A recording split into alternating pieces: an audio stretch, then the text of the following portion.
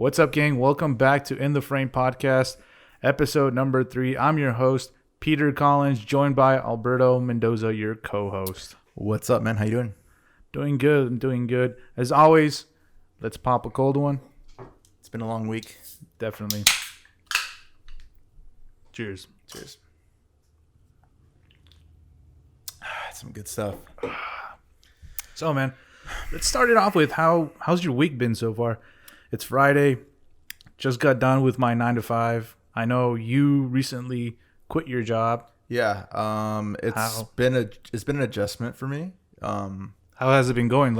I've been trying to figure things out. Like my daily routine, I feel like I nailed it on the head now. The only thing is I need to be disciplined and working on that every single day. I wake up in the morning.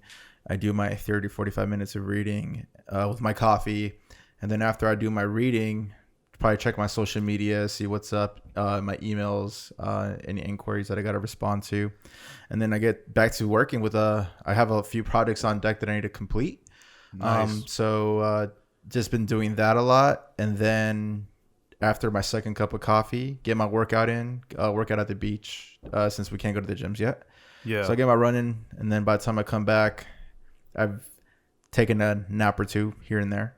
And then go back to working more on my computer, and then Kristen shows up, dinner, and then I just spend the rest of the time with her, and that's my day, man. Damn, sounds like you have it figured out. Yeah. And what are you reading? Just do you suggest anything? Well, I suck at reading. I think I mentioned it on episode 1 or 2 that I've been reading right now, Rich Dad Poor Dad.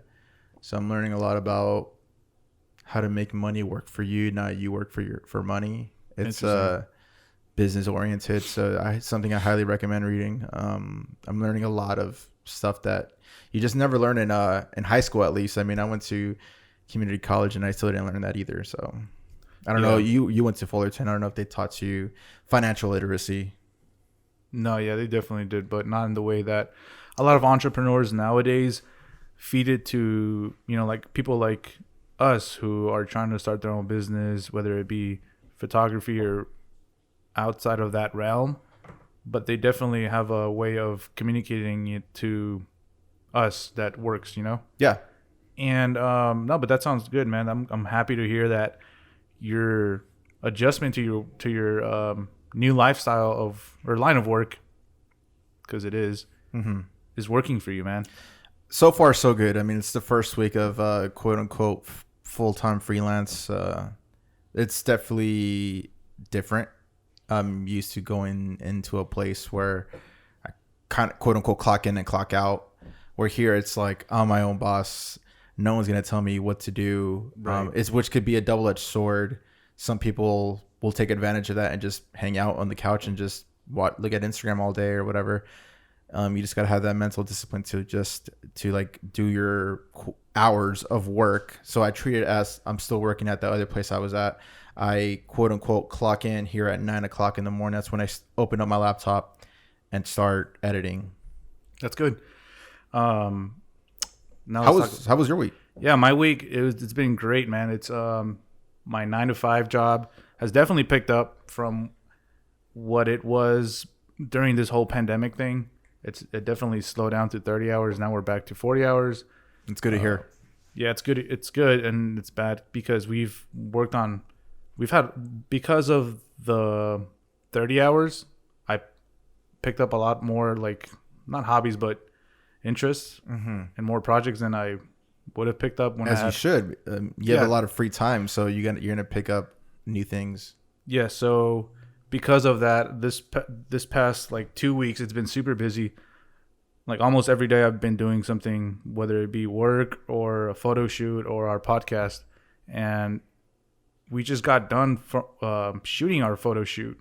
Yeah, for our branding. Yeah, Rafe, really cool dude. We'll link his Instagram on the description. Definitely a talented photographer. He did a hell of a job. I'm glad you finally got to meet the dude. He's pretty dope. I love the way our photos came out. Yeah, they came out really nice, and it's definitely a different feeling when you're a photographer and they're shooting you, or you're being shot at. Yeah, it's weird being on the other side of the camera, right? It is. We didn't know how to act or react and whatnot, so it's like, this is so weird. I'm usually the one directing Yeah, usually the one directing too, and just like it makes you self-conscious in a way, which is kind of an eye opener because it makes you realize what you like did a really good photo shoot. It was a good experience. I had fun. Yeah, we definitely had fun. Like you said, I learned a little bit how a model would feel since I've been in those shoes now. Before I'd be like, bro, come on, come on, get it, like figure it out. You know, you're not fat, you're not ugly. Just shut the fuck up and just shoot let's shoot this. Yeah. But now, like, we've been on those shoes, and now we're like, oh damn, now this is what they feel. And now I'm pretty sure from here on out, our shoots are gonna be a lot more, not a lot more different, but we're gonna be more cautious. We're definitely gonna be more relaxed, and now we know what postures that fit us as a person. As you're hearing this, I mean, it's already been on our Instagram. It's our cover art. So it's live right now. Yeah, as we speak. But yeah, what do you want to talk about today, man? Let's definitely move towards equipment, gear. And you were texting me, and we were talking about the new Canon. Yeah, the Canon EOS R5. Yeah, which is set to be released sometime, hopefully, during the summer. But who knows with this whole COVID-19 thing going on? If there's a pushback or anything. It's definitely going to push it back. A lot of hype on this camera just because it's their mirrorless. It's supposed to be the Sony killer. Yeah, it's supposed to be the Sony killer, and it's supposed to have 8K, or what is it? Is it 8K? 6K or 8K? No, it's 8K. No way, it's 8K. Yeah. So let's start. Wait, from are the you top. sure it's 8K? Yeah, I'm sure it's 8K. I thought it was. I'm looking at the freaking computer right now. Dude, that's crazy. But let's start from the price, specs, and what we might, because we're both Sony users. Yeah. Well, we love mirrorless. Our allegiance is to Sony. But Sony, cough out the bag though. I know. Sony, if you want us to become an ambassador, hit us up. They're probably saying, "Man, you got an A6000. Chill the fuck out." Word. But okay, let's start with the specs of the Canon EOS R5. Okay, so what I'm reading from this article, which is techradar.com, they're saying that it should cost around $6,800 US. Damn. So 68 just for the body, I'm assuming. Just for the body. That's the estimated price. That's where I got 6K from. It's $6,000, not 6K resolution. Right. That's crazy, man. What do you think about the price? Jeez. That's like two A7 IIIs, or three of them. Yeah, because A7 III, the body is $2,000.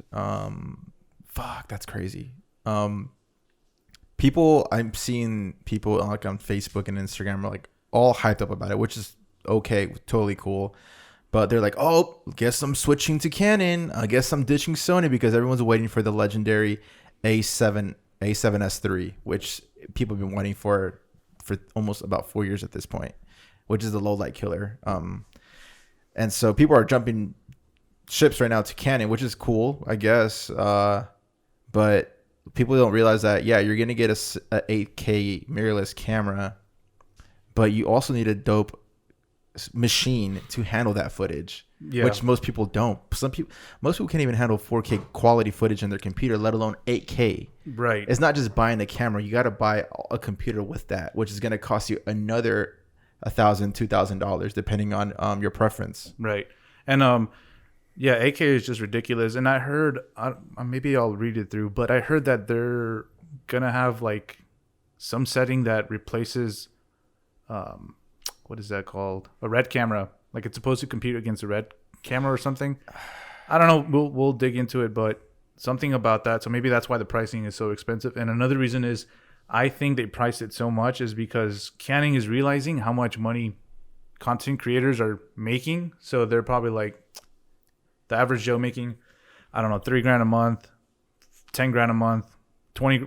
What was that guy's name? That makes like a bunch of money a month. Zach Kravitz, at Zach Kravitz. This guy's a G. Yeah, when I saw he was making like 3,500 2016, I was like, what the fuck, dude? Monthly. And now he's making like 25, 30,000. Like 30 racks a month. Yeah, but it's insane. He went from creating content. He went from being a fitness instructor. he was a big Christian Guzman head. He was like, I don't know if you listen to his podcast. It's called Rambling Radio. It's really good. He was a big Christian Guzman head, and he wanted to be like Christian Guzman, be a YouTube influencer. Didn't work out for him. Really, I didn't know that. Then he got into content creation. He created dope videos. He started kind of like vlogging, and then he went from that. He transitioned to doing those quote unquote master classes. He created his own school of film, I guess, and that's where he's at right now, and he's banking on that. Props to him. Yeah, that's definitely it's crazy, man. Like you're making you're doing it big, and you should do master classes if you're making $30K a month. Yeah, like that's what people make in a year. On their 9 to 5. Yeah, dude. And then I've logged into his master classes. I was just curious about the price. Mm-hmm. It's pretty much $1,000. And he always says, like, he always put it in his story, like how many people have filled up. And he does it like once per quarter. He launches it, and then there's like at least 12 to 15 people that sign up for it. So that's 15,000 right there. Do you know how long the master classes last? Or I do not know. If I were to get, I'm pretty sure he's mentioned it. I think they have like a lifetime access to that content footage education. So if you have $1,000, go ahead and up your game by, if you're a content creator.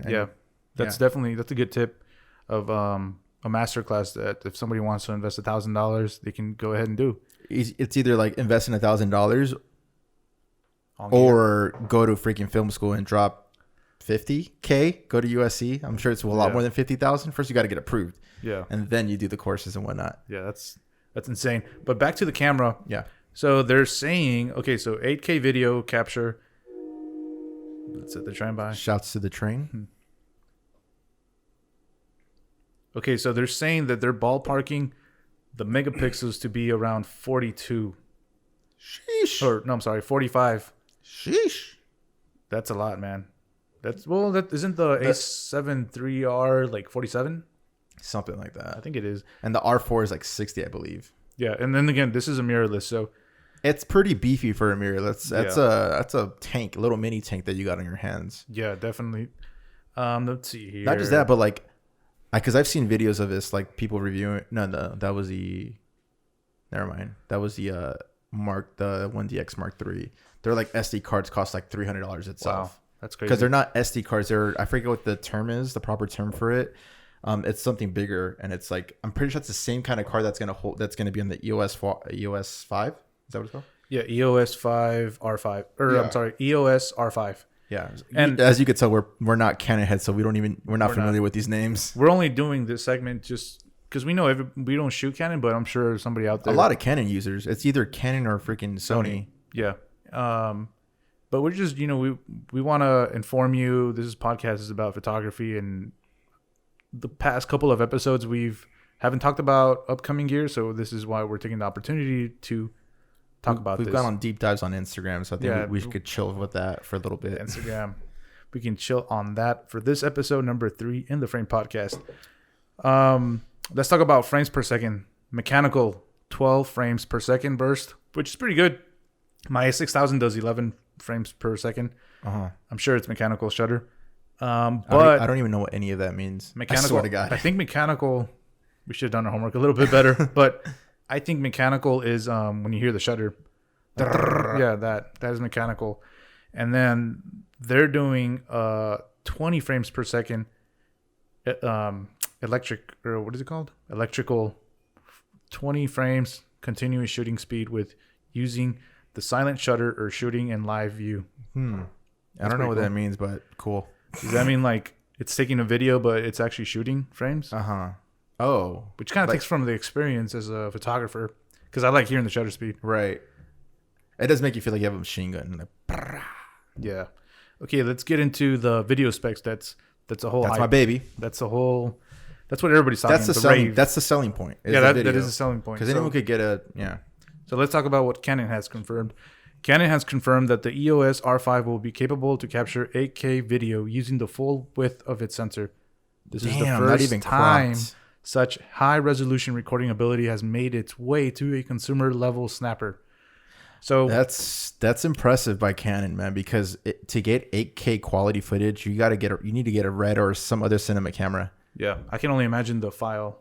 Oh my god. file size. That's what I'm saying. Like, it's not just buying a camera. You got to buy a legit computer that could handle that kind of footage. Yeah, With an insane graphics card. Like, that is true. that's why people are like, oh, I'm going to Canon. I'm going to Canon. I'm like, well, I hope you could afford another $5,000 for a dope computer. Yeah, it's insane, man. That's 8K is nuts. And when are they gonna? And they're saying that they're preparing for the 8K in the future. So they're saying that it's gonna be more like more common than the whatever's going on right now, 4K.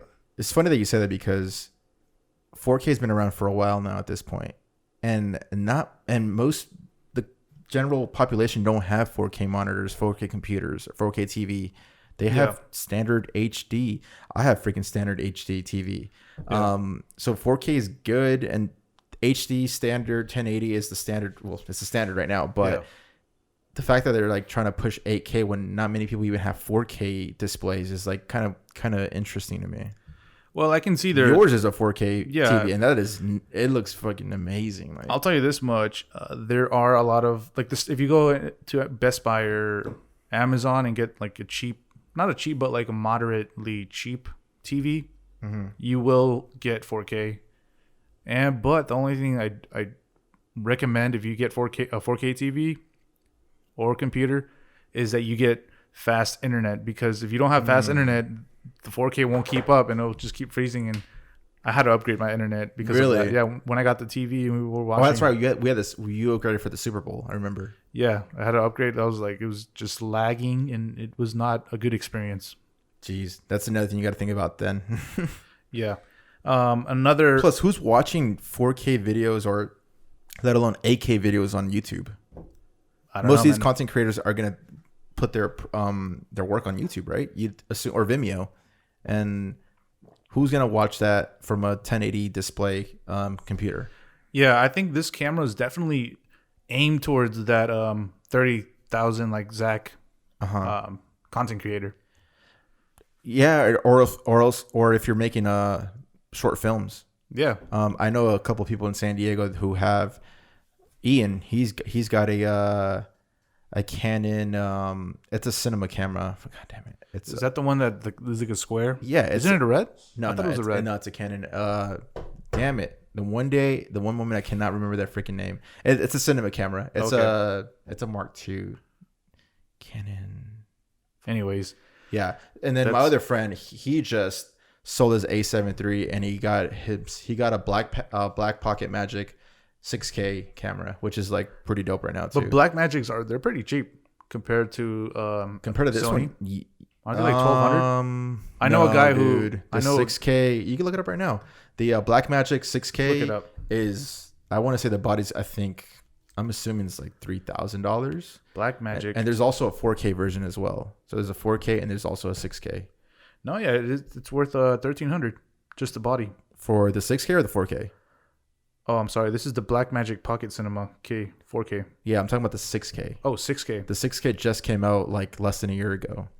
Let me look at that one's got to be at least 3,000 if I were to guess. Let's see here. Shop online. It's pretty impressive. It's an impressive camera. But the Canon is still way more expensive, I believe. Yeah, let's focus on Canon. The Canon definitely. Another thing I heard is their autofocus. It's supposed to be a dual pixel autofocus or something like that. Let me read it. It says while many professionals will prefer the extra control of manual focusing, this is still an impressive boon, particularly for still photographers who fancy using the EOS R5 to dabble in high quality video shooting. So maybe this is for that photographer who doesn't feel comfortable shooting manually video, and it's supposed to be like this. It's supposed to be like Canon has this technology only. Really? Yes. Because I know I thought Sony was like the king of autofocus or the king of low light. I've seen a couple YouTube videos where they say they compare to Sony the Canon with the Sony, and they use the Sigma on the Canon and they use a Tamron.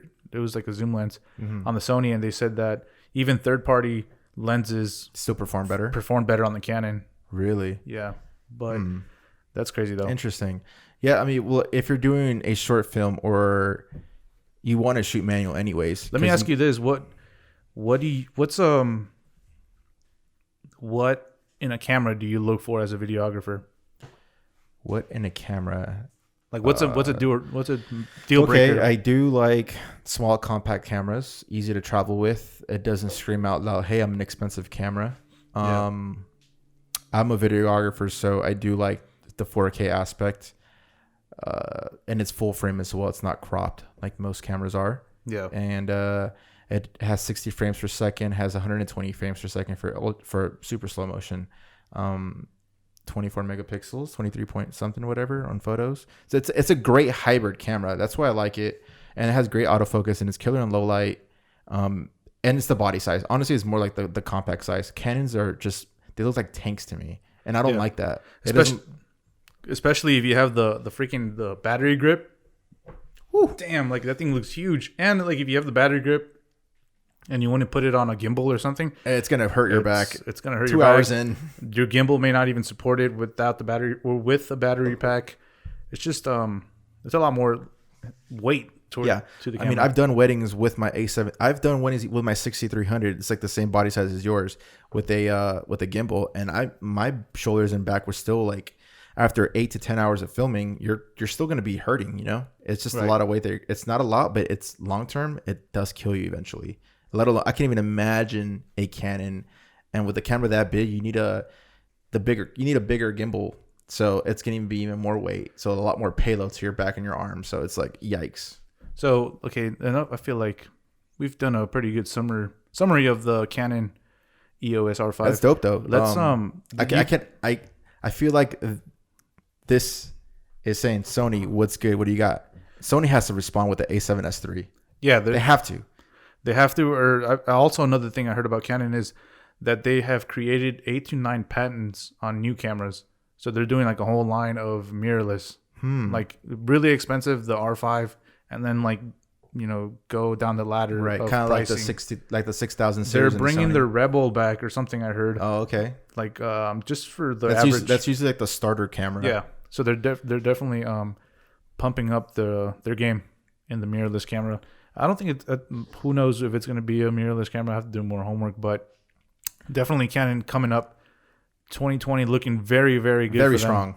Very strong. I want to see Sony's rebuttal. Sony has been rebuttaling with bullshit, honestly. The 6600, the 61. They're even going back with the numbers like 66, 64, 61. I'm like, dude, come on, man. Like, step it up, man.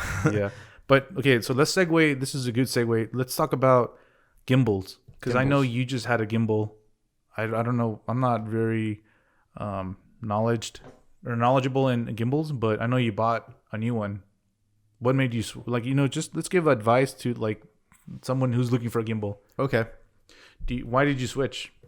Why? Well, I had a Zhiyun Crane V2. That's what it was. Yeah, the V. This is like 4 years ago when this came out. Yeah. And it's a small starter. You used it on our New York trip. I use it for everything, man. I was the gimbal guy. Or that was the first time. I'm sorry. Yeah. I was like the gimbal guy, man. Like, I was using gimbal for like shit that I didn't even need a gimbal for. Chill, trendsetter, chill. No, I'm not saying I'm a trendsetter. That's how corny I was. Alberto always has to be the trendsetter. No, dude, not at all. I did this. I'm just showing how corny I was by using the gimbal for every single thing. And it did me great. It worked perfect for me. But then I got the A7 III. The Zhiyun Crane V2 was pretty old and it was getting beat up. I took it to my travels when I did Central and South America. I put it in my backpack and it got beat up. Mm-hmm. And the motors were kind of failing on me. So I upgraded to the DJI Ronin SC. Okay. And I love that. It's a beefier gimbal and it could hold a little bit more weight. And it has pretty cool features too. I mean, I'm not a big feature guy. I don't really use my features that well, but like, I like it. It gets the job done for me. That's cool, man. Like, I don't care about the latest and greatest as long as if I need a new one, I'll get a new one, and if it works, I'll make it work. You know. Yeah, that's a good way to put it. Now, should we move on to equipment that we suggest? Accessories. Sorry. Let's go back to the gimbals. So there's like this negative stigma when it comes to gimbals. People. It's okay. So gimbals are so easy to access now because they're fairly cheap. What did you spend on yours? Your new one? Mine, I believe mine was like either like about $400. And I remember going back to the first one you ever had. I think it was about the same price or 500. I think it was more expensive. Well, because they were really rare back then. Oh, okay. Back to your trendsetter thing. But now that there's way more gimbals, there's a DJI started producing their gimbals, so it became a competition now. Before it was just Zhiyun. Okay. And now there's like Mova Air, I believe, or there's a lot of gimbals at this point. So they're a lot more cheaper to it's easier to grab your hands on one of those and put it in your camera and then do everything with your gimbal. There's a pro and con to gimbals. Like sometimes you just want to diversify your shots. Sometimes you want the handheld feel. Sometimes you like for weddings it's perfect to have gimbals. But like if you're in the dance floor, like I'm gonna go handheld instead of using a gimbal the whole time, you know? Yeah. Because it could become stagnant and boring, in my opinion. Mm-hmm. And I remember my buddy Ian, he even told me a couple years back, I even took slight offense. I'm like, bro, what are you talking about, bro? My shit is fire. Yeah. But that was just my ego talking to me. He said gimbals were overrated or what? Kind of yes and no. He's a big tripod guy. He's a more traditional. I don't know if you've met him before. He's more traditional style filming. Is he the one that has like the one stick and like does the whole thing? Does the whole thing? No, he doesn't. He just uses a freaking tripod. He's a filmmaker. He wants to make short films. So you don't really use gimbals for films like that. Use a steady cam. You don't use a gimbal. It's like the chesting, and then gotcha. It looks like a huge robot coming out of your stomach, and you're going like this. So basically, you're saying that to be a filmmaker, you need to spend like how much does that thing cost? Like thousands of dollars. I don't even know, but you don't need to, man. Like you can use every tool, but in a real film, like say. Like a whatever movie, Scarface, for example. That's the first movie that I just thought of right now. Yeah. Fuck it. Let's use more modern movie. Let's think of The Dark Knight. Okay. They're using a steady camera, steady suit. I don't even know the freaking proper names to it. Yeah, I know what you're talking about though. So they're shooting with large, very large cameras. Okay. Like the REs, and they're like the top of the dog. Mm-hmm. They're like they shit on like resin and everything else. Yeah. They put those, they're so heavy, and the lens is so heavy as well. So you need something that's like sturdy and strong, and they use your body to support. So that's why they use those steady cam things. Gotcha. But for filmmakers like us that use a freaking mirrorless camera, you just use a gimbal. It's light and easy and whatnot. But like I remember he told me, I did a shoot with him. He said, bro, you should invest in a tripod. And in my mind, I was like, this is like 2 years ago. And I'm like, dude, tripod is fucking whack, dude. Like, who uses a tripod? It's just so boring. Wait, but tripod like one of these? Yeah, like what we're using right now. Okay. But him and I shoot different kind of things. Like he's traditional and I am more, I don't want to say the word modern, but I shoot more action packed, I guess, if you want to say. Like there's a lot more movement where his is like slow and steady and it's cinematic and whatnot. He's like, yeah, man, like too much gimbal move. Like don't get me wrong, your shit is dope, but too much gimbal stuff, it could be like boring stuff like that. And at the time I was like, dude, what the fuck are you talking about? Did you take offense? I mean, you just said you didn't take offense? Slightly. But I thought about it that day, and I'm like, well, he's kind of right. He's wrong and right. Like, I do think my shit is dope. He said it's dope, too. But our styles are completely different, though. So, for what I use it for, it's necessary for me to have a gimbal. Mm-hmm. For what he uses it for, it's not necessary to have a gimbal. Right. And now looking back, like, he was kind of right. Like, I don't use my gimbal that much anymore. Unless it's something, like, unless it's a clear moving shot that I need steady footage. Like I shot this thing for a rapper at a studio session, and everything was all handheld. Oh really? And I'm editing the footage today, and it's like beautiful looking. It looks creamy. It looks good. You know, like shoot it at 60 frames, so that there's no more jitters or anything like that. Wait, did you shoot this with your Tamron? Both Tamron 17-28 and 55. Does your Tamron have no, optical steady shot? No, nothing. Nothing. But doesn't your body have? The body does, but it's Sony's are not meant. They're not great with in body stabilization. Okay. But my 55 does have stabilization. Oh, really? I think. But I mean, I know how to carry the camera, like so. It's like there's no like micro jitters and stuff like that. I've seen a lot of like, especially like rookie videographers. Shout out to my boy Jesus. They don't know how to hold the camera that great, and so the footage comes out super jittery and super cringe, and I always make fun of him for it, like in a good way though, like a big brother kind of style. Like, he's like, bro, like get your shit straight. Like, well, give him tips, man. I do. I even give him my old gimbal. I give it really? to him. Yeah, oh, wow. I mean, it's kind of doesn't work that well, but it does work at the same time. So I just get my bro, just have it. Like I don't even need it. Yeah. So he even sent me a video clip today while Eddie's like, bro, honest opinion. And he wants it real and raw. And I gave him a voice text. I'm like, bro, your shit is dope, but these fucking micro fucking jitters, like warp that shit, man. Like warp stabilize that shit. Like this shit is I told him like, that's the difference between like a super, super rookie and I guess an amateur. Yeah. And that once you see a shot that's like super shaky, I'm out. I'm done. Like I don't want to see no more. Yeah. And warp can only save you so much. Exactly.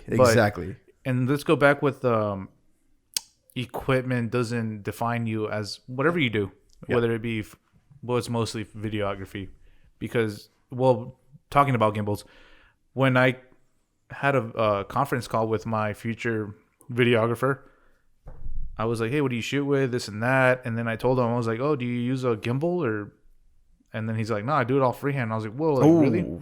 Did he see his footage? I've seen his footage. And is it good? Yeah, it's really good. For handheld. For handheld. Or That's he has impressive. one of those steady cams. one of those sticks. It looks like a tripod. Oh, monopod. A monopod. It's a monopod. It's like the one stick. He's like, no, I use everything on freehand. And then I was like, ooh, like, damn. Like, in my head, I was like, damn, do I really want to get him? But I had to, like, tell myself, like, hey, you've seen this stuff. It's clean. There's no noise. Doesn't matter. It doesn't matter. Exactly. So that's like, that was contradicting myself, because I was being really judgmental on his equipment. And it just goes to show you that you don't need a gimbal, but it's good for like certain situations. Yeah, certain like run and shots. gun, I feel, right, in a way, where you have to keep up with the motion of your shooting subject. And that's really beneficial. And I see gimbals doing a great job at. Yeah, but you see kids nowadays that have a gimbal for literally everything. That was me like 2 years ago. I've seen vloggers with gimbals. Exactly. It's cool to have it. It has a robotic feel if you don't use it correctly, if you don't dial in your settings. Yeah. But like for weddings, when I shoot weddings, I do use my gimbal, especially like during the ceremony, the reception. Like if I'm following a bride, yeah, you want that steady shot, you know? Yeah. So I'm following the bride behind me, or if the bride's in front of me and I'm walking backwards, you want that steady shot. So that's perfect example to use a gimbal. And that's just my style. I mean, you see my stuff. Yeah. And then I do use a tripod as well for like, I'll use my B camera, have it pointing at the groom or something to get the reaction of the groom. It's always the best when you see the groom crying. Like you capture it in camera. I'm like, damn, that's funny. But yeah, that's impressive that the dude, are you thinking about hiring him, or you don't know yet? Or are you still doing your homework? You know, like just because I know you and we have 3 cameras all together, I was thinking right now my plan B, which is most likely going to be plan B, is to completely switch our wedding plans. And instead of hiring somebody, I told my fiance Shelby I wanted to do just like, like pick up a camera. I wanted vlog style, you know? So like interesting. I don't think I've seen that before. No, like they're just like, oh, here, have the camera. Okay, you film whatever you want and then bring it back though. And then like, just don't steal it. I know, just don't steal it, but get different perspectives and make that into a whole, like, not documentary, but like a short film in a way. And I think that would be a different angle. It will have a real vlog feel, like YouTube vlog, which is pretty dope. Yeah, I still want to like not completely vlog, but I definitely you still want that your creamy B-roll, slow motion. I want some B-roll, cinematic look. Yeah, but that might be the plan where, you know, you still got a while to figure it out. Yeah, we still got a while, but definitely I've kind of strayed away from hiring somebody as professional as the guy I was going to hire. Well, wedding videographers are not cheap. Yeah, they're not. I don't know why brides and grooms or couples, they think it's going to, I swear to God, like couples, they prioritize everything else. Yeah. And they like the scraps like of their budget is on videography, video or photos. Yeah. And even then they still prioritize photos over video, which is kind of weird in my opinion. It's kind of nuts. And from what I've been to, like, what the past year I've been to about like 3 weddings, and they always tell me like, oh, get videography. If you're going to get photo or videography, get videography. Yeah, because photos are cool. Don't get me wrong. Shouts to all the wedding photographers out there, but video is cooler. Yeah, I mean it's a definitely a different feeling looking at the video. Different way to remember that day. Yeah, because photos are like, yeah, it's cool, but like the video is like, man, you actually see motion. I don't know, like. Yeah, but let's go back to, that's a good topic about, it's kind of random, but I feel like it's good for the podcast listeners out there who may get married or are looking into, or to get an idea of your budget when getting married. Videography can range anywhere from $10,000. I've quoted, I've like, hey, how much blah blah blah for 10 hours? Oh, it's gonna be about 9,500 for a 5-minute video. I need to start charging that.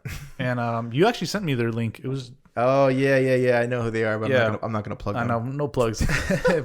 I'm telling you, no plugs till we get paid. But anyways, $9,500, bro, for a 5-minute clip. I mean, that's insane. And then this guy was.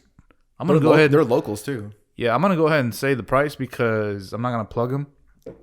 He was charging us $4,500 for a 6.5-minute video. How'd you go from 45 to 9,000? That's the other guy. I'm telling you about the guy I was gonna hire. Oh, yeah. Okay. Because I wanted to hire the person. The monopod guy. Yeah, the monopod guy. I wanted to hire the person you sent me, but their prices were just ridiculous, bro. It was like almost like 1/3 of my budget for my whole wedding. Yeah. Like it just doesn't make sense. Yeah. Unless you're a millionaire. And this guy was like there, like up to the par of that $10,000 range. And yeah, like it's me and Shelby talked about it and it's like, holy shit, like this is gonna be like 1/3 of your budget of a freaking budget. Yeah. And it was scary, but definitely if you want high quality video, hire my boy right here, Alberto Mendoza, or just hire some $500 videographer. You could always hire your friend's cousin that just got a camera. I mean, there's nothing wrong with that, but expect, kind of like what we said in episode 1 or 2, like you get what you pay for. Yeah. Like if you pay the dude $50, expect the $50 video. Yeah. So it's like, but if you want doper stuff, that's like, oh my god, this is amazing. Like you want to cry. Like expect to drop some. You want to shed tears? When I shot like Magic's and Kayla's wedding, I wanted them to send me like a reaction video because they had like a premiere, like a family premiere, which was like, it was super exciting to hear that.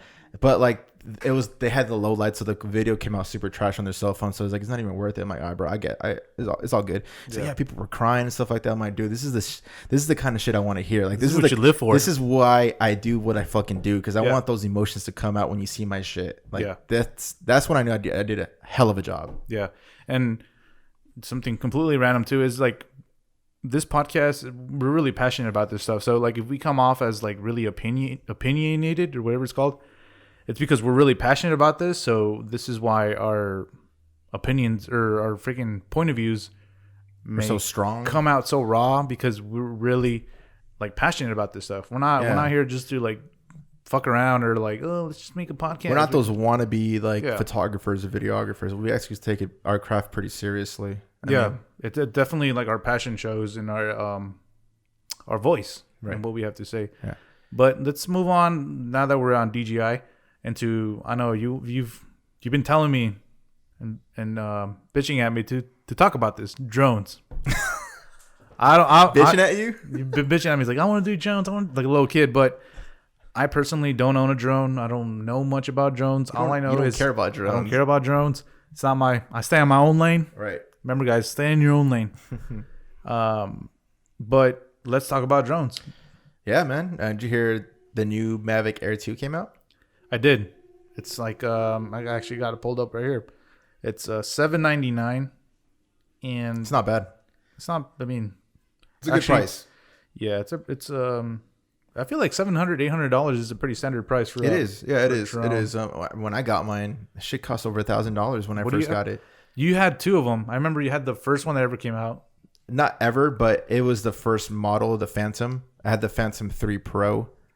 With the legs and stuff. Dude, that thing was the big white one. If the ones that for you guys, if you guys don't know what a Phantom looks like, the big white ones, I'm pretty sure you've seen it. And then the Mavic came out, and I'm like, damn it, horrible timing to buy the freaking Phantom 3 Pro. That's before the Mavic Air, the Mavic Pro first came out, and that one's like the foldable legs, and I'm like, dude, like this is the perfect drone for traveling. Like it's so small, because the one that I had, I used to have a huge backpack, and it was so ugly looking. It did not look clean, and I was embarrassed to take it out in public because it's so huge and it takes me like 5 minutes to set them up with the wings and stuff like that. And I told my girlfriend I was so embarrassed to take it out. Like, I mean, I got amazing shots and stuff like that. Don't get me wrong. But then I eventually sold it because I knew I was going to travel. Yeah. I sold it and I got my Mavic Pro, and I still have my Mavic Pro till today, man. In 2020, I think I got mine in 2017. Whenever the Mavic Pro came out, that's when I got it. Like 6 months later, it dropped. Dude, it still holds up really good. It still holds up quality wise. Like people ask me like in groups and stuff like, dude, what did you shoot with this with, like the Mavic 2 Pro? I'm like, fam, I'm still with the OG Mavic Pro, man. Remember, this is all about your settings, man. It's all about what you can do with the tool, not the tool. So remember, guys, I like that. Do your homework. Like we said in episode 2, YouTube University. It's called YouTube University. It's free too. Completely free. Do your homework, research the freaking equipment, and you don't need the latest and greatest. You don't. And this goes back to okay, so let me tell you my opinion about drones. I don't know one. I could care less about drones. You thought about it for a split second. I thought about it, but you know, but then you didn't want. You said you didn't want to ride the wave. I don't want to ride the wave. It's just not me. Right. And so let's talk about my opinion about drones. It's just everyone and their mom has one. At this point, yeah. I've seen people with what's the new one called? The Mavic 2 Air? Yeah, that one, or I don't even know which one it is. The one that just came out is the Mavic 2 Air. The one after yours? What came out? The Mavic Zoom? The Spark, or no, then there's a Mavic. So after mine, there's like the Mavic Air, then the Mavic Spark, which is the mini. Yeah. Then the Mavic. Dude, they have so many at this point. It's ridiculous. And then they have the Mavic 2. Okay. Mavic 2 Pro, Mavic 2 Zoom. But anyways, I've seen people with the newer version of yours. The Mavic 2. Yeah, and their settings are completely wrong and horrible. And you can tell you don't even do that. Yeah, and it just looks like ridiculous. Like it doesn't even look. The quality is horrible. And it's from a Mavic 2. Yeah, and it goes to show you that's not the tool. It's the settings and what you do with it in post. What you do in post and your editing and stuff. Right. So what do you, as a drone pilot, I'm calling you a fucking pilot. Yeah. I mean, people do consider themselves a drone pilot. And you don't see their Instagram bios? Yeah. Certified drone pilot. Man, shut the fuck up, man. Dude. You sound so cheesy and corny. Yeah, and like people and I didn't know this until I did my homework, that if you get the drone mini, you don't have to register it. Yeah, yeah. And I don't know if that makes any difference, but it's only 12 megapixels. That's like a little bit.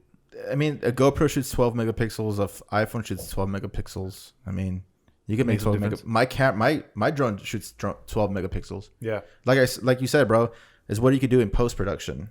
Yeah, and another thing, when I was doing my homework about drones, because I knew we were going to talk about this because you wanted to talk about pre-production, was how much, like I just Googled, like I'm like drone photography, San Diego. Dude, $200 for an hour to shoot drone footage.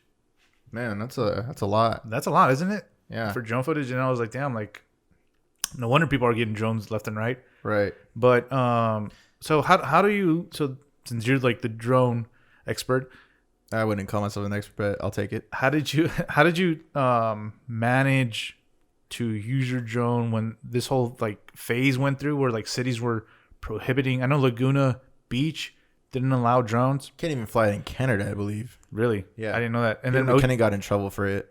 Oceanside, our very beloved Oceanside, was they had like the gun or something. I saw it in the news, but I never saw it in person. I know, and I see like drones all the time. You go to a sunset, dude, at the pier right here down the street, you'll see at least 4 drones. Yeah. How did you stay afloat and motivated when you saw all these people with drones? Here we go with the game with the trendsetter thing. You were like one of the first who had a drone in Oceanside. And I think I was, man. I'm not even trying to fucking shit on myself. Or not shit on myself. I'm not trying to like doubt myself up. Why don't we just call this podcast Alberto Trendsetter, right? Well, you already called me Alberto the Dictator in our Gmail account. Dictator. We were having a conversation about our editing and branding, and we knew this was going to be like butting heads. I knew this from the start, dude. And me and him have completely different styles of editing. Yeah, I think that's the dope part of this. Like, yeah, definitely. And then we were like, I sent him my photos. He sent me his photos. I thought his were too warm. He thought mine were too cold. And then, we went somewhere in the middle. Yeah, we went somewhere in the middle. We took some of mine. We took some of his. But at the end of the day, it's all about compromising. Yeah, and, I mean, we're a partnership, so we got to make it work. Yeah, and I feel like we made it work because we respect each other's editing style. And I even told you from the rip, I'm like, bro, like this is the dope part. Like we both have different styles that I like that. I mean, if we're all the same exact lane, it'd be boring, I think. Yeah. And this goes to show you, man, like everybody has their own style. We're getting a little off topic, but that's fine. Everyone has their own style, and this podcast, we hope to encourage you to, if you find your style and you want to make it into the big money realm, just keep at your style. There's somebody. You're not for everyone, but you're not for everyone. Someone will want your services, but someone will want your services and your look, your style. Yeah, there's the sun shines, and there's food for everyone, man. Like, yeah, there's plenty of bread for everyone. That's for sure. Like the people that are like, this is mine and don't touch my shit. Like, I don't get it, man. Like, there's definitely some people, like I told you, like lowballers, like they're just in it for the money, and they're doing it for the wrong reasons. That's why they're not succeeding, in my opinion. Yeah, they're succeeding, but then they're like, oh, like, well, I'm gonna keep at lowballing because that's my cup of tea. They're not succeeding.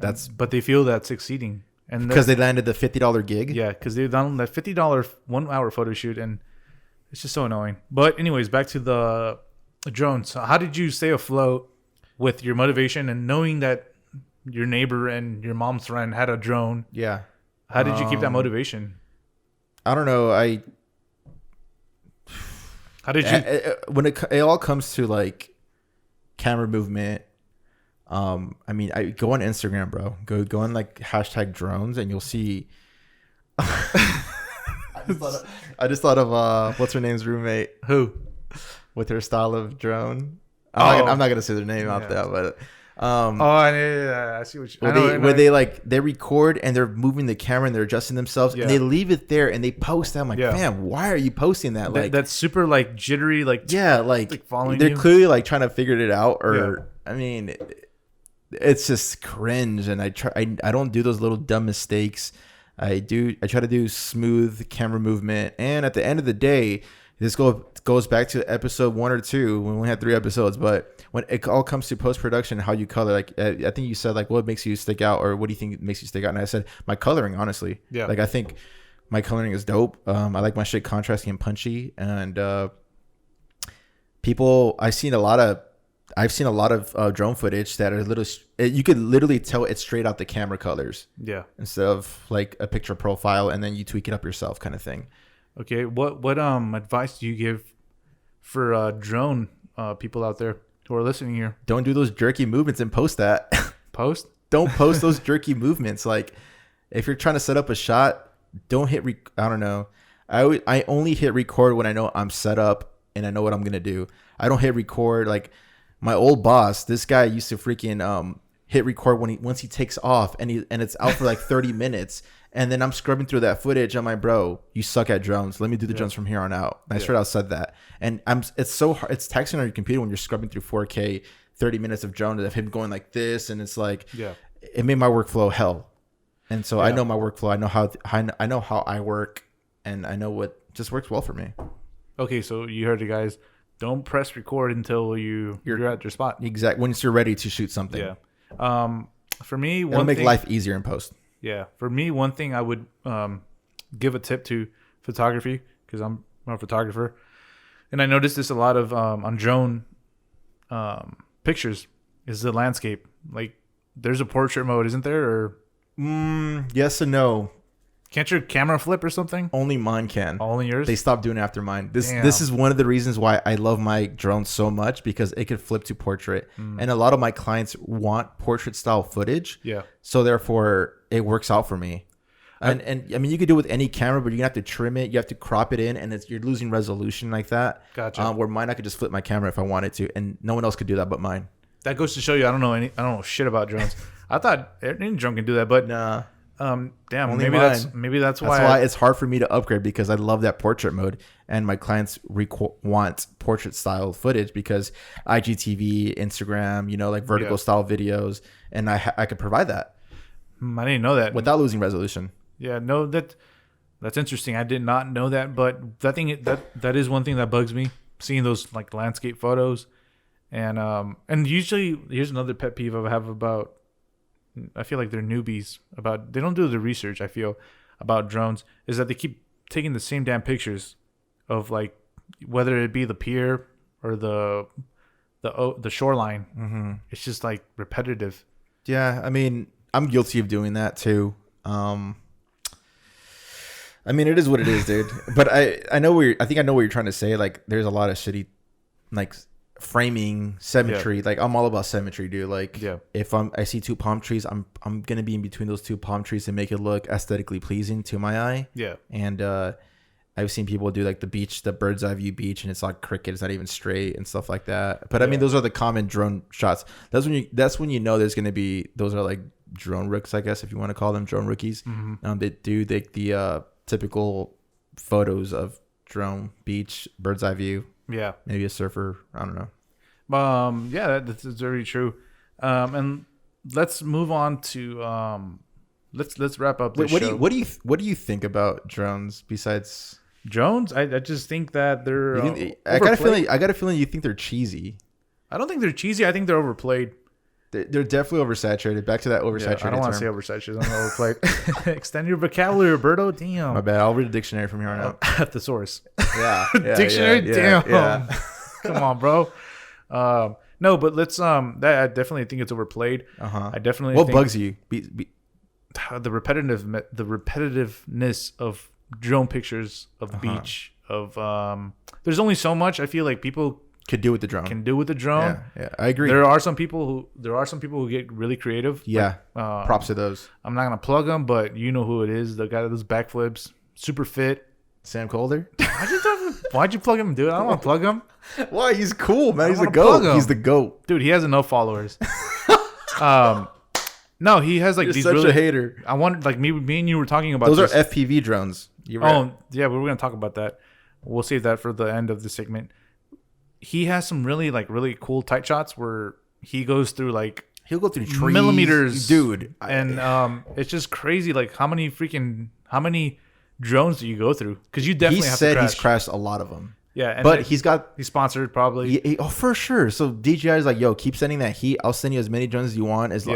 If you crash them, I got you in a brand new one. He's the only exception. Like I can watch his shit and be like, damn, like that was close. Bro, that's like the drone god. Yeah, like for sure, he's a drone god. He's like destroying drones, so I don't feel as bad, and I appreciate his work because I know he's definitely crashing those drones. Oh, he's shown stories of him crashing it. Yeah, but people who like just like do that safe pure shot, safe, I don't know. Like, dude, I've gone through stuff. I've gone through trees right here. I've gone through. So I was asked to do like a Marriott shoot not too long ago. Yeah.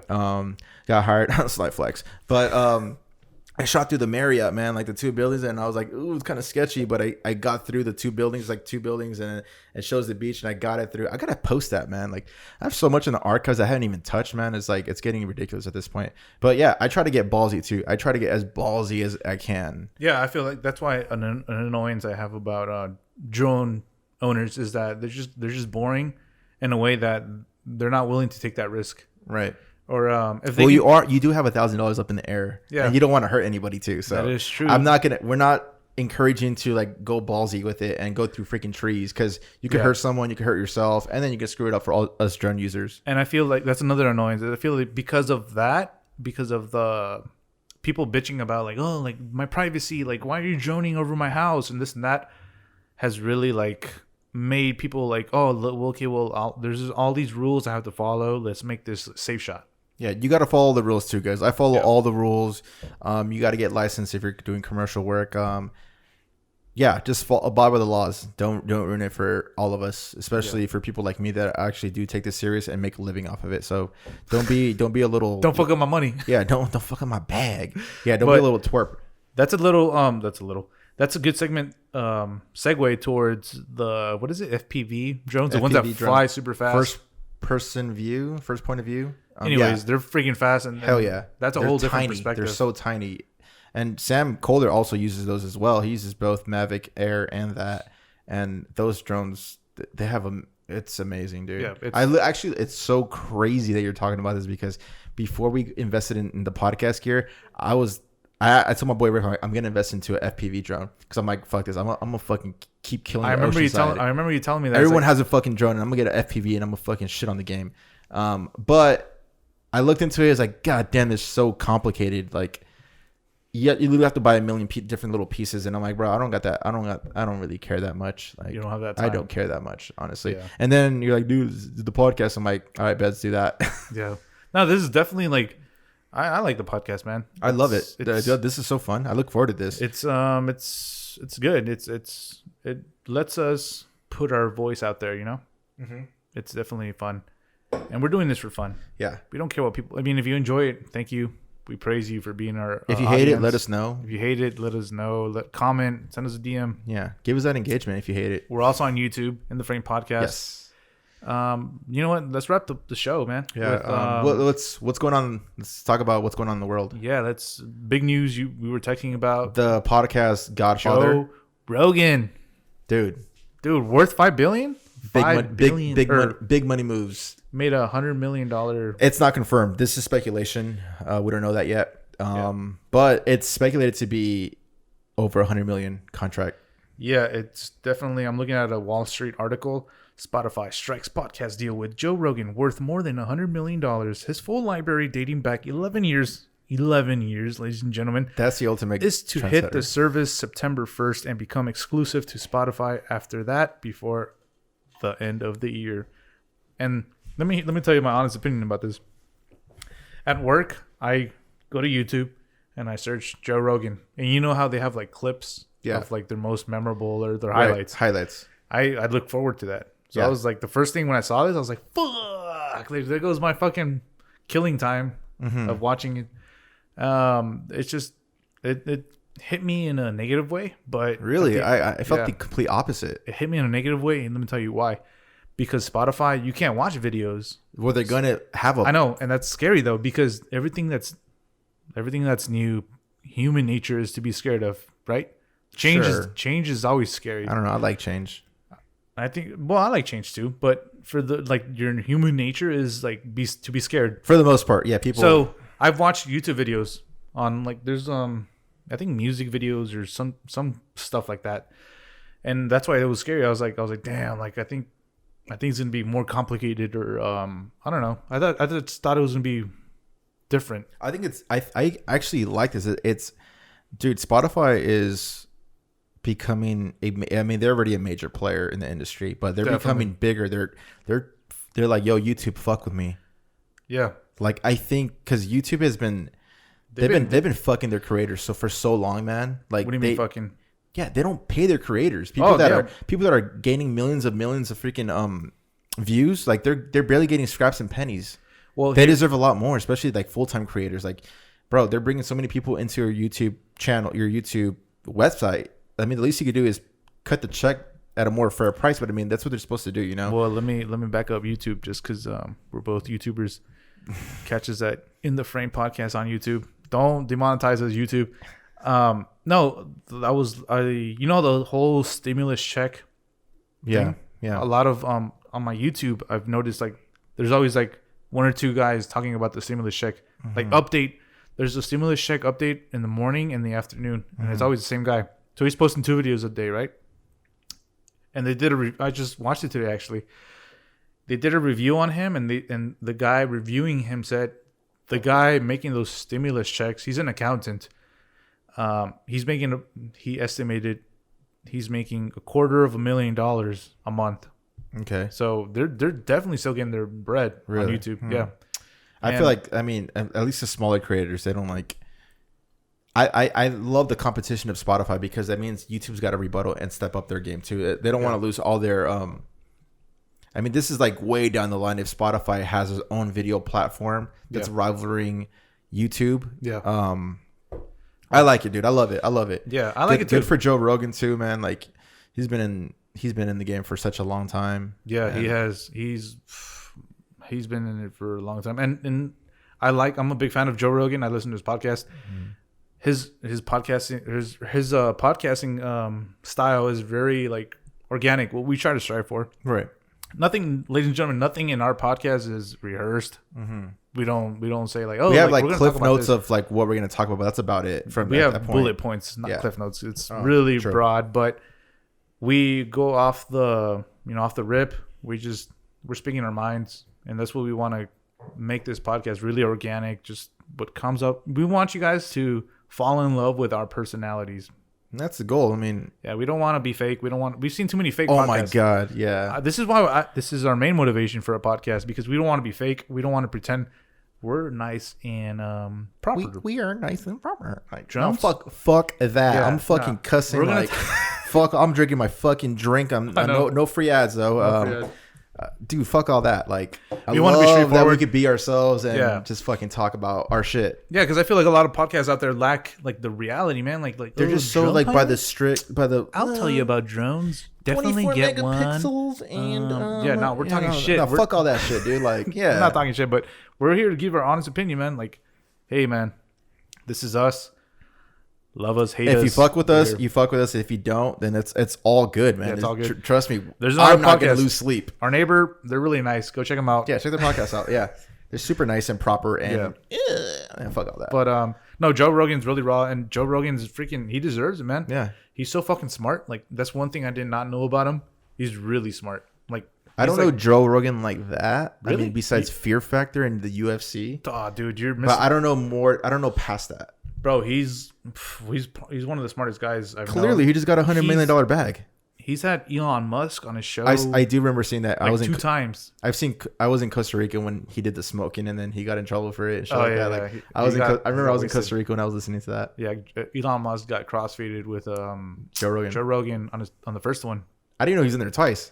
I didn't know that. He was there on there like a month ago. Oh, I didn't know that. But here's one of the things that people don't know about Joe Rogan is that he's really smart. He's into physics, psychedelics. Oh, I knew he was like I don't want to say weirdo, but I know he's into like He's in DMT. It's Right. like it's acid or I Uh-huh. don't know what I think DMT is an acid. But anyways, he's really smart. He's really eccentric. If you guys haven't listened to any of his podcasts, just YouTube it while it's still on YouTube till Yeah. September 1st from the article. But definitely my top 3 podcasters, just because he's well-rounded and knowledgeable in all sectors of the world, man. He talks about space. Who are you? Who are your top 3 podcasters right now? Top 3?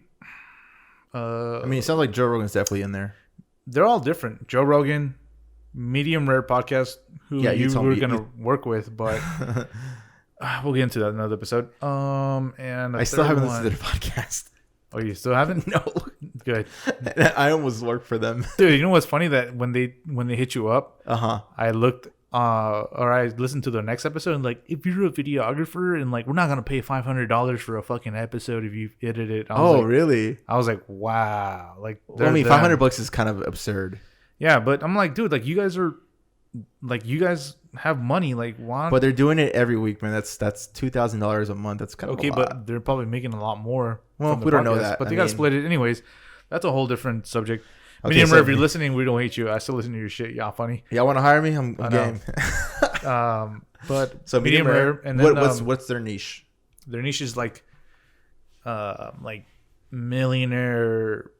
Like, it's just like their lifestyle. It's just entertaining. Like Okay, listening it's to entertainment. they're fuck boys. Oh, they're fuckboys. Well, at least 2 of them are.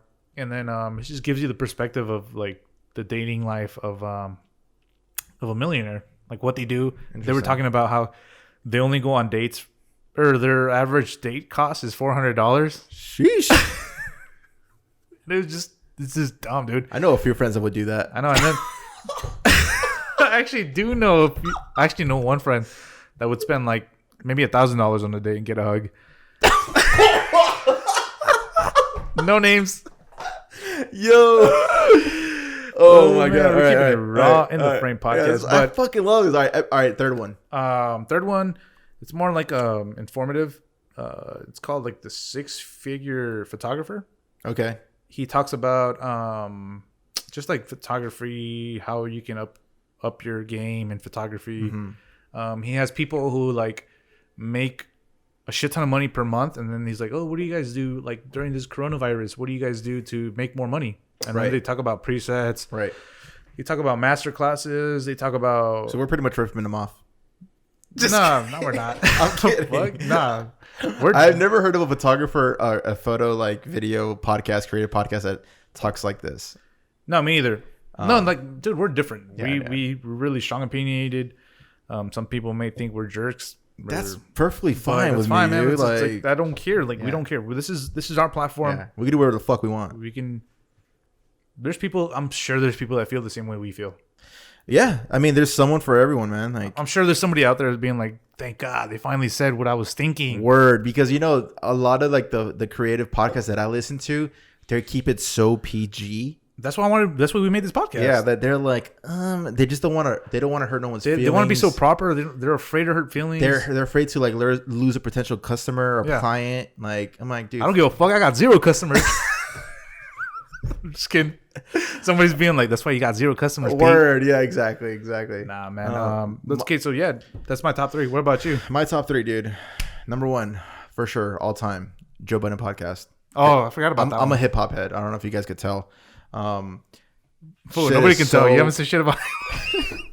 Well, the way I talk and shit, like the people will be like, "Oh man, this guy's so hood and ghetto. Like he's definitely a hip hop head." They're not definitely thinking I'm a country guy with the way I'm speaking and whatnot. No, Joe Budden podcast, so fucking hilarious, and they talk about hip hop. I love hip hop. That's my number 1. Number 2. Right now, I'm like, it's ranking higher and higher each day. It's called Flagrant 2. But there's 2 comedians, Andrew Schultz. Yeah, that's the one you sent me, right? Yeah, dude. Dude, the one that you've sent the fucking clip where you showed me is like, Comedy Central's producers got fired. They started dancing. Bro, I watched that at least 20 times, man. Like these guys are fucking hilarious, man. At Flagrant 2, they just jumped onto my number 2 recently as of late. I'm like binging their shit. They're so goddamn funny. Where's that guy from? He looks familiar. They're all from New York. That guy looks familiar. He does another podcast with Charlamagne the God as well. It's called Brilliant Idiots. That one's like whatever. Charlamagne's like kind of whatever to me. But number 3, this also just ranked higher. No, I've been listening for a while. Back to Zach Kravitz, Rambling Radio. That's like my educational, creative, entrepreneur podcast. Here's one thing I hate about those. They give you crackers, or they give you like food, like here, leading you up to their masterclass, and then they're like, but if you want to hear the full info, sign up and spend $1,000. Right. And this is so fucking annoying, dude. Yeah. Here, let's just fucking. I mean, you got to get your bread. Yeah. I'm not mad, dude. Like if I was in this, that's why he's making $30,000 a month. Yeah. So since we're different, we're just gonna give you our secrets. Psych. If you want, join our Patreon. I know, Patreon. We should make a Patreon. Dude, we should make a fans only page. Flagrant 2 does a Patreon podcast. So today I saw there was a new upload of Flagrant. So I'm like, oh, fuck yeah, bet. Let's listen to it. Yeah. And I'm listening to it, and it was like the first 10 minutes. Like, all right, that was a preview for the Patreon. So if you want to listen to the episode, join our Patreon. I'm like, fuck you. I'm not doing that. Yeah. But yeah, those are my favorite 3. Joe Budden podcast, Flagrant 2, and Rambling Radio by Zach Kravitz. It's pretty funny. I have a lot more, but I mean, those are my top 3 right now. Yeah. Yeah, man. You want to wrap it up? Man. Let's wrap it up, man. Thank you guys for listening to In the Frame podcast. Plugs, where can they find you? Peter Coilins, Peter. It's on his Mac right here. Oilns. Yes, it's right there. Boom. Mine's Instagram A_Mendoza_. Holla at your boy. Check out our and YouTube, Alberto Mendoza. Yeah, YouTube, Alberto Mendoza. And check out our insanely crazy our Instagram now. We have an Instagram now that is like, man, we blow other podcasts away. I don't know about that, but we're trying. In the Frame podcast. Yeah, just straight up In the Frame podcast. Yep. YouTube, if you want to see the video, In the Frame podcast as well. Yeah, YouTube. Thank you guys for listening. I hope you enjoyed it. This one's a little shorter, but a little shorter. We're like almost an hour and a half, I think. Oh wow, when you have fun, time flies by. Yeah. Thank you for lining to. My girlfriend's like waiting to get out of her room so she can like eat finally. I've had her in a cage right now, so she can't. Dude, you just cut me off. What the fuck? Yeah, sorry, Kristen. Kristen's probably listening to us. She's so like, fucking pissed at this point. Yeah. I gotta pee. Guys, we love you so much. In the Frame podcast, episode 3. It's a wrap. Coming to you live from Oceanside, California. If you haven't been to Oceanside, come down, visit. That's it for us. I'm Peter Collins. Oh my god. I didn't see that coming, dude. We're keeping this. What's your name, dude? I'm Alberto Mendoza. And this is In the Frame podcast, episode 3. We'll see you next week. Peace.